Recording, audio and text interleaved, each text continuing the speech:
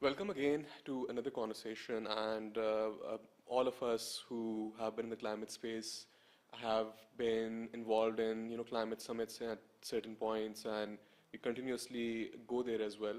And one thing that always is interesting to me is that UNFCCC, the whole framework is designed to mitigate carbon emissions, to decarbonize essentially. And one organization that is taking this forward is the Fossil Fuel Treaty Organization. Today, joining us is Harjeet Singh. Asia a lot as well. South Asia is one of those regions which thinks that development is still, the priority focus for all the countries here. Do you think that we will be able to balance these needs, given that the agenda, as you mentioned rightly, that the just transition that has to happen requires resources, and Paris has not been able to really achieve that. The resources aren't there. The scale of decarbonization isn't there. So how do we, as South Asians, really take this agenda forward? So first of all, we need to recognize that when we talk about South Asia as a region, it has 1/5 of the world's population, which has huge dependence on fossil fuels for energy, jobs, and even debt servicing. And that reality really shapes where we are and what kind of support we need to take a step which helps us move away from fossil fuels, adopt cleaner energy, but also ensure energy access. We cannot do it at a time when the whole region is struggling to provide adequate amount of energy to its people. And that's why, as I said, equity and justice are at the core. So we need to take steps. We know that moving away from fossil fuels is in our own favor. Look at the problem of air pollution that we face. Even the local environmental degradation that happens because of fossil fuel extraction. People get displaced. We destroy forest. So that's not sustainable. And we also know that burning of those fossil fuels causes problems like air pollution and a lot of climate disasters like floods and cyclones and wildfires are getting intensified. So we have to move away from fossil fuels. But how do we do that, and what kind of support we need is something that this treaty conversation really helps us bring forth. And that's where we need access to finance and technology.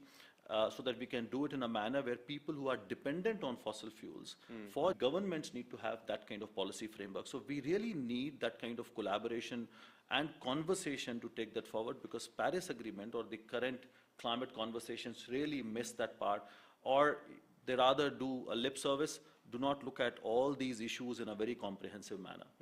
And given that you have mentioned 16 nations are now, signed up once, do you think that, say, for example, COP30, you're going to have a really noisy presence to make your, the demands felt to the global north? So is there any plan to make that happen as well? Oh yeah, absolutely. And for us, it's not just COPs. So we have also been going to major other meetings. In fact, there's going to be a conference of WHO on the entire aspect of fossil fuels. The conversation on just transition has started, but I can tell you it's not really going in the right direction, and COP30 is going to be quite an important space to really land that. So yeah, that's why it's important to really look at the year-long engagement with public. And I must also mention Dawar, that in our effort to bring visibility to this issue, we now have 120 plus cities and subnationals who have endorsed the treaty. 100 Nobel laureates are behind this. We are talking about 3,000 scientists and 3,000 civil society organizations from around the world who are supporting this call. We have, climate crisis, and then we have a waste crisis, which is continuously impacting all major urban cities and big cities, the region of the Delhi NCR, and then we have the whole Lahore division. Similarly, Dhaka, like the big cities, housing 20 million people, 30 million people, have become these hotspots of really, really poor livability, public health crisis, everything. How does a South Asian leader or a government really look at it from an angle where we can start delivering to people, and also making sure that not just, we have these conversations abroad about just transition, but also at home, are we being just with the people that we are governing as well? So how do we really, embody that spirit that we take abroad as well?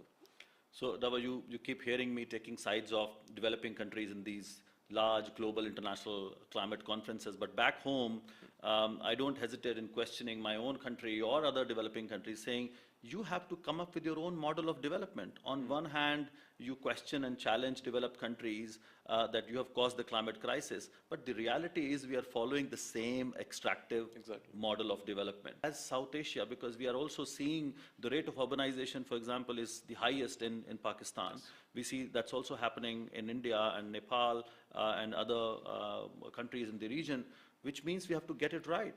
You cannot have an unplanned urbanization, because urban areas are responsible for more than 70% of greenhouse gas emissions the world over.